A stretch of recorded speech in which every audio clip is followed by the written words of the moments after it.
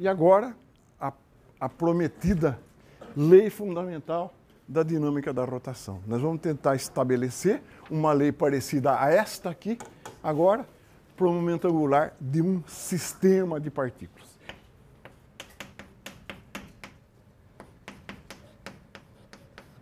Da dinâmica das rotações.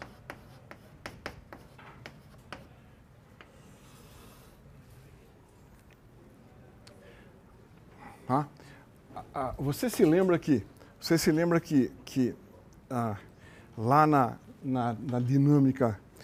dinâmica translacional, né, F igual a dp dt era, né, a equação de Newton, né, a correspondente. Então, vamos retomar a definição do momento angular de um sistema de partículas.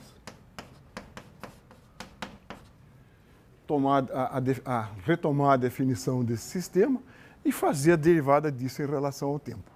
Então, derivando dl dt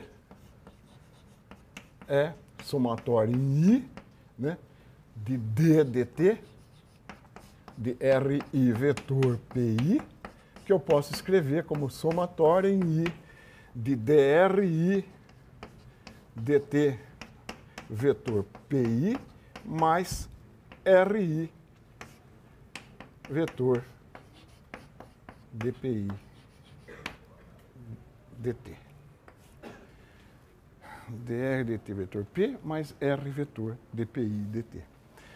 No caso de uma partícula só, nós já vimos, essa é a velocidade da partícula que é paralela ao seu momento. Então, esse termo aqui é zero. E sobrou então, somatório em I de RI vetor dPI dt. Se você lembrar da lei de Newton para uma partícula, a derivada do seu momento é a força total que atua sobre ela. Então, isso aqui dá simplesmente somatório em I de RI vetor FI, resultante. dPi dt é FI, força sobre a partícula I. Mas agora, vamos voltar um instante e ver que parcelas essa força pode ter. Note a partícula R2, por exemplo, pode estar sujeita a uma força externa e ela interage com a partícula 1. 1 faz uma força em 2, N faz uma força em 2, 2 faz uma força em 3, 3 faz uma força em 2. Eu tenho agora que distinguir dois tipos de força sobre uma partícula. As forças externas e as forças internas que atuam sobre ela. Vamos explicitar isso aqui, então, né? FI igual a dPi dt. Então, FI igual a dPi dt é a força total que atua sobre a partícula I. Então, essa força pode ser quebrada em dois pedaços. Então, eu posso escrever aqui somatória de RI vetor FI. Somatória em I de RI vetor. O que é FI? Somatória das forças externas que atuam sobre ela, mais a somatória das forças internas que atuam sobre ela. Soma de força externa com força interna. Mas essa força interna sobre a partícula I é a resultante interna. Então, ela já é uma soma das forças que todas as outras fazem nela. Então, agora aqui vem um índice. Eu posso escrever assim, somatória de RI vetor FI externo, mais somatória em I de RI vetor. O que é isto? É a somatória em J, diferente de I, de todas as forças em I devido a J. Essa força é uma resultante, soma de todas as forças que as partículas J fazem I. Aqui é força em I devido a J. Então eu posso juntar essa soma aí, dupla, e escrever assim, somatória de RI vetor FI externo,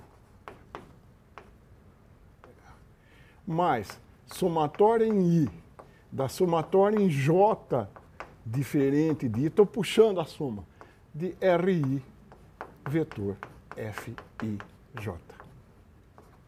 Isso parece tão complicado? Isso parece tão complicado, mas nós vamos destrinchar esse termo aqui. Vamos destrinchar esse termo aí. Na soma dupla,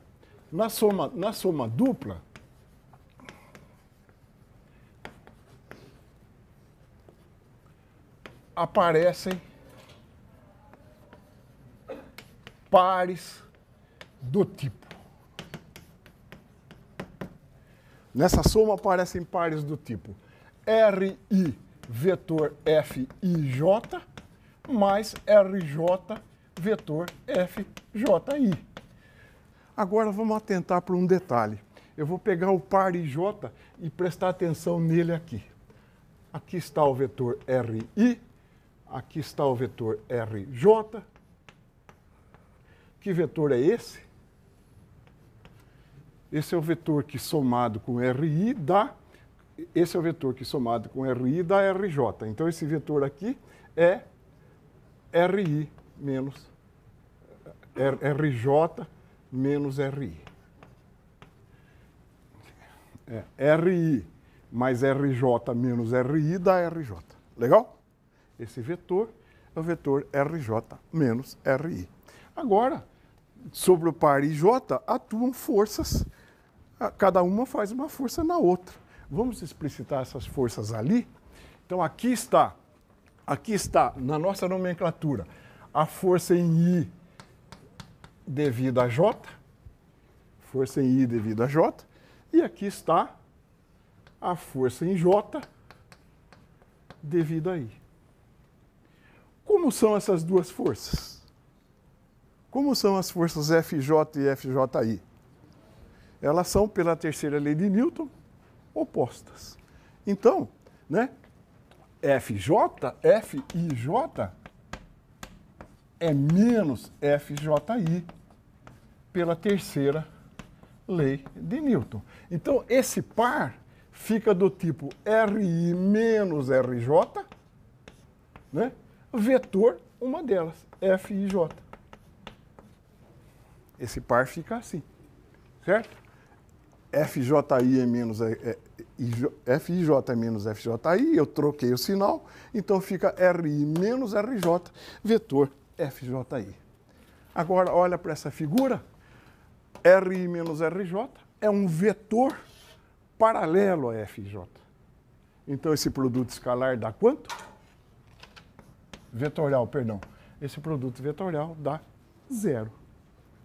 Entenderam essa argumentação? É tudo cheia de índice, mas a ideia é muito simples. Par a par, aquelas somas se cancelam e isso vale para todas as partículas. Todas obedecem à terceira lei de Newton. Então, dessa soma, sobrou apenas uma parcela. Sobrou que dl dt é somatória de RI vetor FI externo. E, por definição, R vetor F, a gente aprendeu no começo da aula passada, por definição, isso é a somatória dos tau I externo, soma dos torques, que eu simplesmente vou chamar de torque externo. Então, finalmente, a lei da variação de L com o tempo, dl dt, é tau externo. Essa equação é semelhante a esta equação para o caso de uma partícula só. Então, para o sistema de partículas, cumpre-se a mesma lei fundamental. Essa aqui, dl dt igual a tau.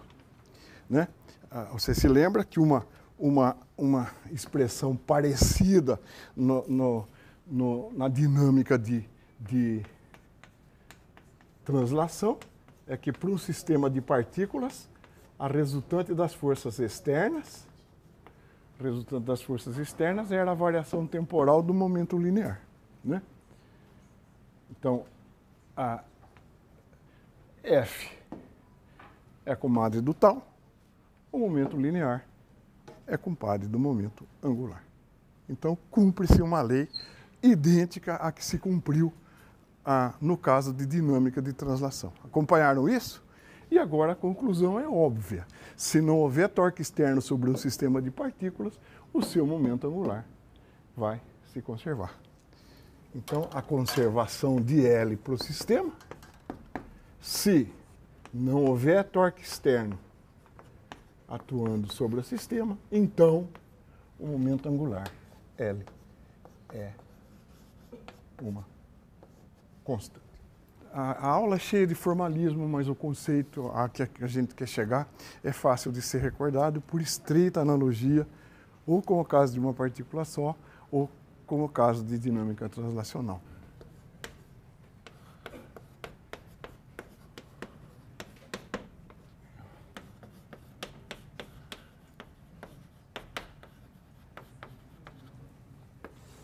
Bom, a energia cinética da partícula I, todo mundo sabe, é meio de somatória de MI/VI quadrado, energia cinética de uma partícula. A energia total K é a soma, então, de meio de MI/VI quadrado, somatória em I. E agora, eu vou lançar mão das mesmas equações que eu lancei lá atrás. A gente pode escrever aqui o vetor de posição de uma partícula I, RI, está relacionado com R. De novo, a gente já viu isso, tá?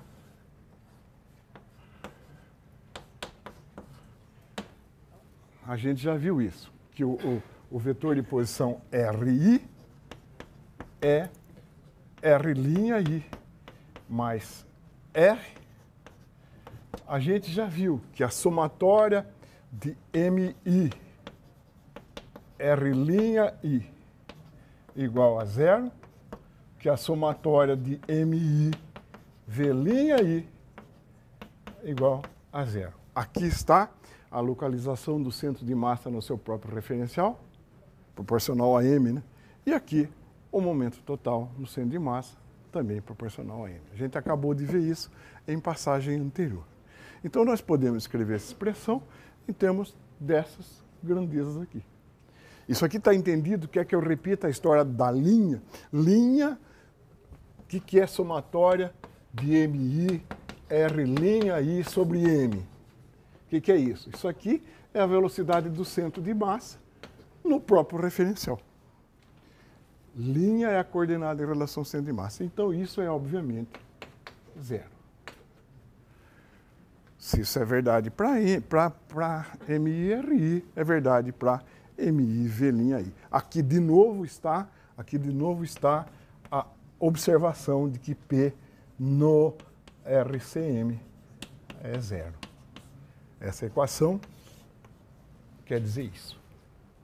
Já estudada lá no capítulo 9. Então, vamos pegar a expressão da energia cinética e abri-la em termos das variáveis com linha. Então, o que é K? É somatória em I, de meio, de MI. O que é VI quadrado?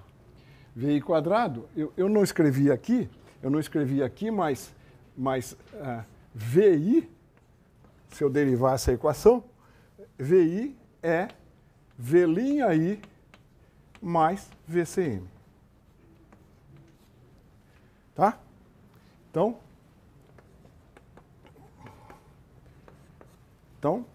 o que é VI quadrado? É o produto escalar de VI por VI. Então, é a somatória em I, de meio, de MI.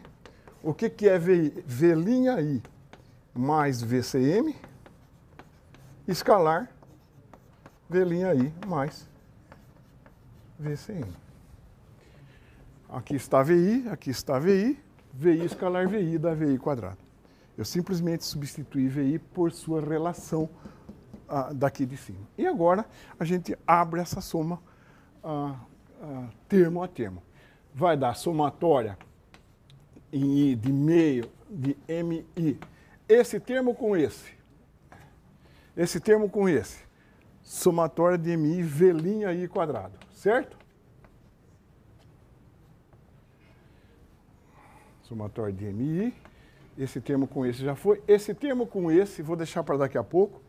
Este termo com esse também. E vai ficar, então, mais meio. Esse com esse. Somatório em meio da somatória em MI. VCM ao quadrado. Certo? Esse com esse. E agora, duas vezes, o produto escalar de VCM por V'I. Só que como tem um meio, isso dá mais VCM escalar somatória de MI V'I. Aparece MI V'I escalar VCM e MI VCM escalar V'I. Como o produto escalar é comutativo, aparece duas vezes, cancela esse meio aqui. Tá bom? Agora vamos reinterpretar isso. Isso aqui é nulo pelo argumento usado agora há pouco. Esse termo é nulo. Este termo aqui, o que é? Esse termo, o que é? Queria que alguém identificasse para mim. Isso aqui não é uma energia cinética? É uma energia cinética do sistema em que referencial? Isso aqui é o K no RCM. É a energia cinética do sistema no referencial de centro de massa. Isso eu posso escrever como meio, né? Meio de emão VCM. Isso eu posso escrever como meio de M VCM ao quadrado. O que é isso de uma partícula de massa M com VCM? É a energia cinética do centro de massa. A energia cinética de um sistema de partículas é a soma da energia cinética do sistema no referencial de centro de massa com a energia cinética do centro de massa. Vamos retomar a discussão agora. Quando um sistema de partículas roda em torno de um eixo fixo. Quando o sistema de partículas roda em torno de um eixo fixo, agora, né, a sua velocidade angular e a sua aceleração angular estão definidas. Tanto o alfa quanto o ômega estão ali. Está vendo? Tanto o alfa quanto o ômega estão na direção do eixo de rotação. Isso aí recai, no caso, quando a gente estudou rotação em torno de um eixo fixo de uma partícula só. Então, vamos retomar esse desenho e fazer isso em termos de momentos angulares, né? Então, rotação em torno de um eixo fixo. Vou mais ou menos transcrever essa figura aí. Eu tenho uma partícula descrevendo uma trajetória circular em torno de um eixo fixo, né?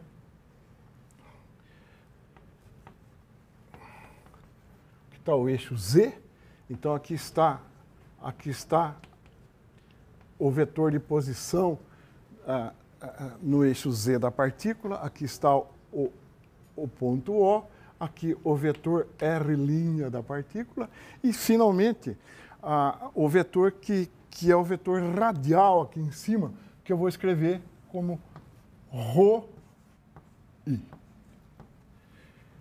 Se ela roda em torno de um eixo fixo, né, ela descreve uma trajetória de raio ρi. E o índice que rotula a partícula de massa MI. Está claro, então? Ela está então, descrevendo uma rotação em torno do eixo Z, que para nós vai ser o eixo fixo. Bom, o que eu posso escrever? Eu posso escrever que o meu L, né, o meu L é RI vetor PI. O L em relação ao ponto O é RI vetor PI, certo? Para a partícula de massa MI, eu escrevo aquilo. Agora, o meu vetor RI, você está vendo por esse desenho, sempre aquela recorrência vetorial, o meu vetor RI, eu posso escrever como ZI mais ρI. Não, aqui é ρ vetor. Tá bom? É ZI mais ρI. Tá claro isso? Então, o meu momento angular L0, que é RI vetor PI, eu posso escrever como RI vetor, que é ZI mais ρI vetor PI, que eu escrevo como ZI vetor PI mais ρI vetor PI. Ó, ZI vetor PI é um vetor perpendicular tanto a Z quanto a P. Então, esse vetor aqui é um vetor perpendicular a Z, porque o produto vetorial é perpendicular aos dois. E esse produto aqui é perpendicular tanto a ρ quanto a P. P é o MV aqui da partícula I, né? MI, VI. Então, é um vetor perpendicular tanto a ρ quanto a P. O vetor perpendicular tanto a ρ quanto a P é um vetor que tem a direção do eixo Z. Então, esse vetor aqui é paralelo ao eixo Z. A componente Z da partícula I, a componente Z do momento angular da partícula I é esse pedaço aqui, né? É ρI, é o módulo, né? É o módulo de ρI vetor PI. Esse vetor é vetor paralelo a Z. Então, a componente Z desse momento angular é o módulo desta parcela aqui. Tá certo? É o módulo dessa parcela aqui. Mas o que é o módulo de RI vetor PI? Isso aqui é o módulo de ROI MVI. Porque os dois são perpendiculares. ROI é perpendicular a MVI. Então, o seu produto vetorial simplesmente dá ROI MVI. Mas VI é a velocidade tangencial de uma partícula que descreve uma circunferência com velocidade ômega. Então, isso aqui dá ρI M, a partícula I.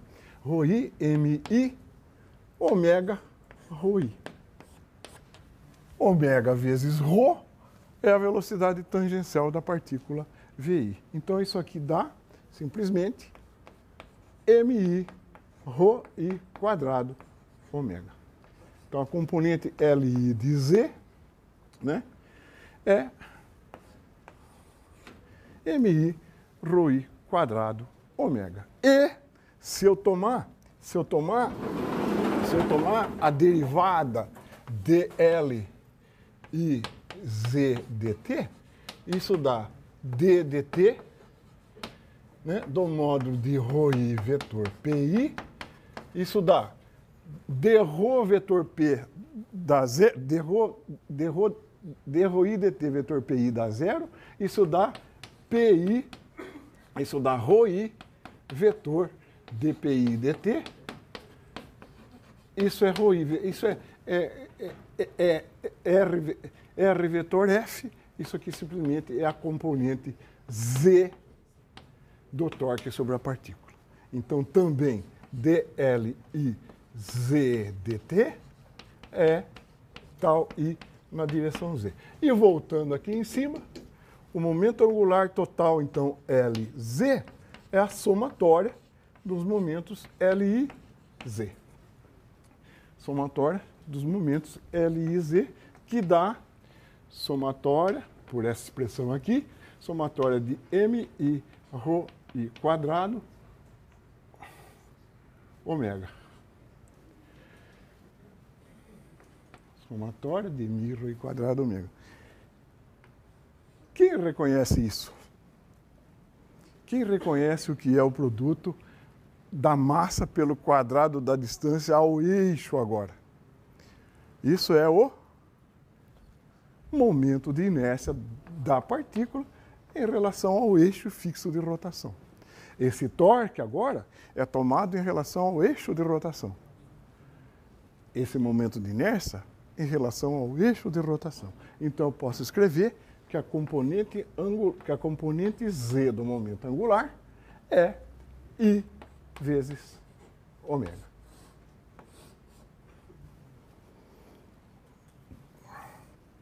Certo?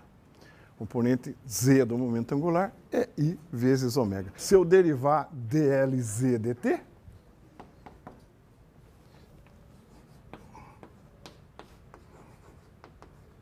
isso dá I. I é uma propriedade do sistema, não depende do tempo. A derivada de ômega dt é alfa.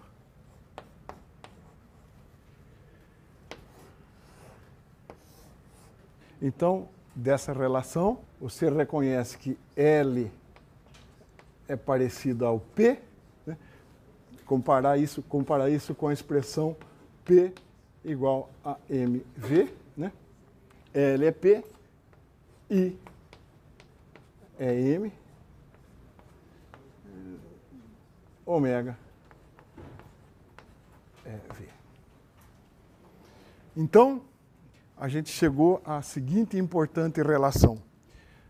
Em se tratando de um eixo fixo, o momento angular, a componente do momento angular nesse eixo é proporcional à velocidade angular do sistema em relação a esse. Será que eu posso escrever L igual a I ômega? Porque L é um vetor, ômega também. Será que eu posso escrever sempre isso? A resposta está aqui mesmo. Ó. A resposta está aqui mesmo. O momento angular tem duas componentes. Uma paralela ao eixo Z, uma perpendicular ao eixo Z. Então, como ômega é um vetor que só está no eixo Z, eu não posso escrever isso. Não posso escrever essa expressão vetorialmente. O que eu posso é pegar a componente de L na direção Z e relacioná-lo com ômega. Então, isso aqui eu não posso fazer.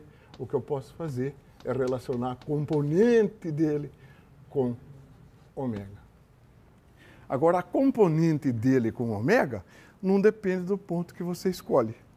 Se você, em vez de pegar um momento angular em relação ao O que eu peguei lá, né, tem um eixo aqui, né, a partícula girando aqui em cima, né, o momento angular em relação a O, né, o momento angular em relação a O é R vetor P. A componente Z desse momento angular é a mesma que eu tenho se eu pegar a componente Z desse momento angular, O é a mesma componente que eu tenho se eu pegar em relação a O'. Por quê? A componente angular é simplesmente, a componente paralela a Z é simplesmente este vetor, que não importa onde você estiver. Se você escolher um outro R aqui, né, o ângulo entre esses dois é φ, seno φ é o mesmo aqui e aqui. Então, se você escolher esse novo eixo, escrever R duas linhas vetor P, a componente perpendicular a Z é a mesma aqui, aqui ou aqui. Então, a componente perpendicular a Z não depende da escolha, mas como o vetor ômega é um vetor que tem a direção do eixo, em geral, eles não são iguais. A relação entre L e ômega é uma relação complicada. É uma relação tensorial, quando o ômega estiver no eixo qualquer. Quando o ômega tiver três componentes, não só uma na direção Z, a relação entre I e ômega é uma relação entre tensores, que é uma coisa complicada. Posso mencionar Lx, Ly, Lz, né? Isso aqui é igual a uma matriz, ômega x, ômega y, ômega z. Quando o ômega for geral, tem três componentes. E aqui as componentes, né?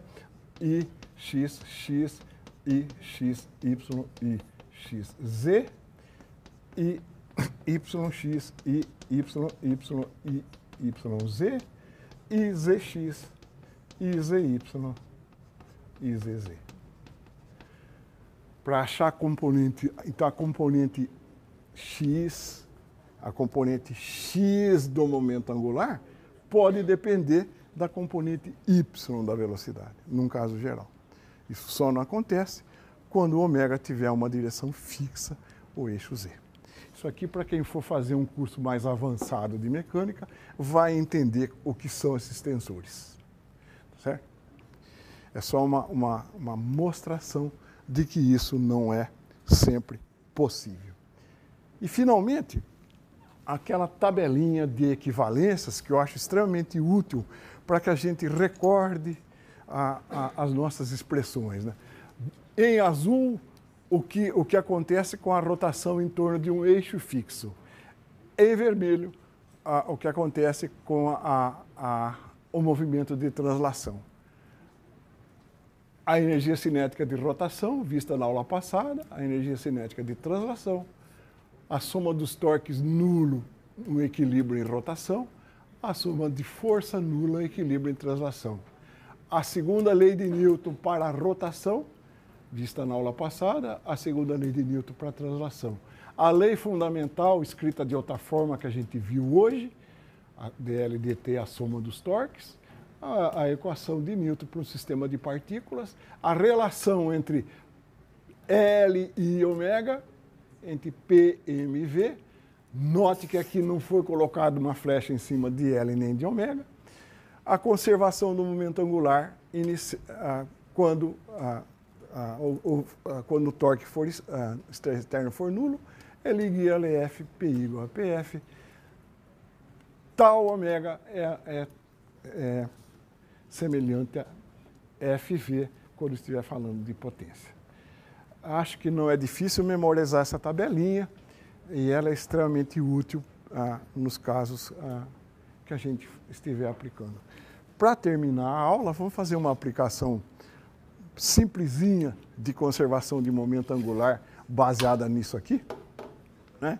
Então, em torno de um eixo fixo, nós podemos escrever o momento angular como o produto de I vezes ômega, e se não houver torque, esse momento angular é uma constante. Vamos fazer uma aplicação que nem está na tela, mas ela não é difícil de assimilar. Vamos fazer aqui. A aplicação é a seguinte.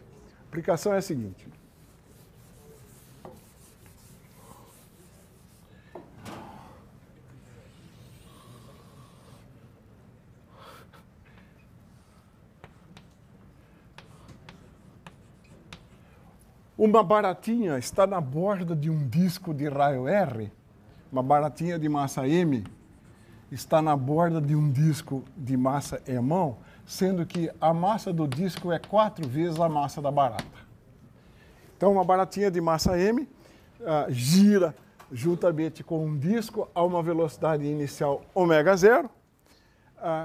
Aí a baratinha caminha até metade da distância, né? E continua girando junto com o disco, né? Ela caminha até a distância r/2 e o disco continua girando. A primeira pergunta é: qual é a nova velocidade angular do conjunto? E B, qual a relação entre as energias cinética inicial e final? Então, uma baratinha em cima de um disco, ambos girando, né? Ambos girando com velocidade angular ω.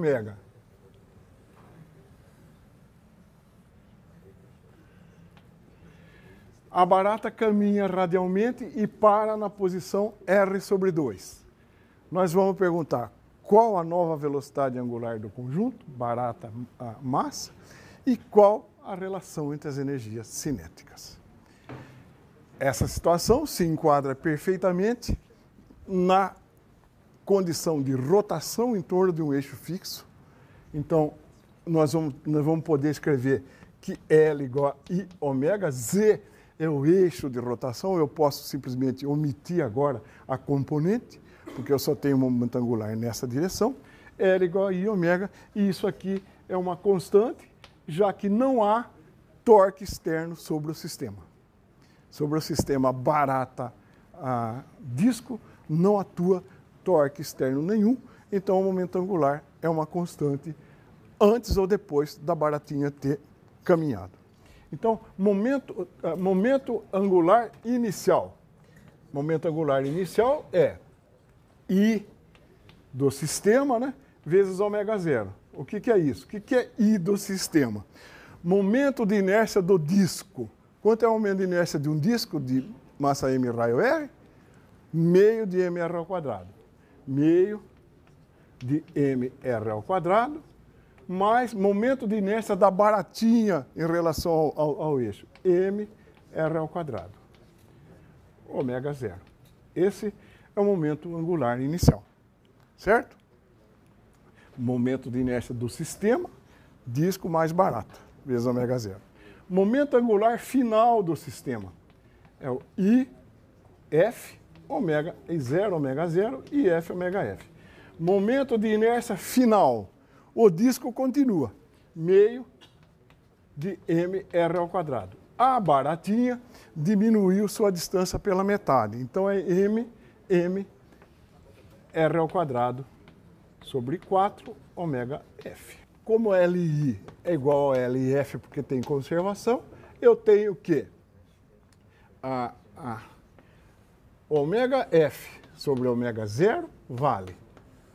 O que multiplica ômega F? Então, ó, aqui é 2mr ao quadrado, acompanha comigo, tá? Mais mr quadrado sobre 4. Isso multiplica ômega F. E o que multiplica ômega zero? 2mr ao quadrado mais mr ao quadrado. Isso aqui dá o quê? Isso dá 3mr ao quadrado. Eu divido por 4 aqui em cima, multiplico por 4 aqui, eu fico com 8mr ao quadrado mais mr ao quadrado. 9mr ao quadrado. Então, isso com isso, isso com isso. Isso então dá 4/3, portanto, a velocidade angular final é 4/3 da velocidade angular inicial. Acompanharam isso? Acompanharam isso? Relação entre as energias cinéticas. Relação entre as energias cinéticas. KF é meio de IF ômega F quadrado, que eu posso escrever como meio de IF ômega F vezes ômega F. KI eu posso escrever como meio de I ômega zero quadrado, que eu posso escrever como meio de I0 ômega zero vezes ômega zero. Como os momentos angulares são iguais, KF sobre KI, quando eu dividir isso por isso, essa parcela é igual a essa, então eu tenho simplesmente ômega F sobre ômega zero, isso é 4/3. A energia cinética final não é igual à energia cinética inicial. Quem é o responsável pelo aumento da energia cinética? Qual o único agente que pode ter interferido nessa energia cinética? O caminhar da barata. Né? A barata realizou o trabalho ao caminhar de R para R sobre 2, isso alterou a energia cinética do sistema. Por hoje era isso.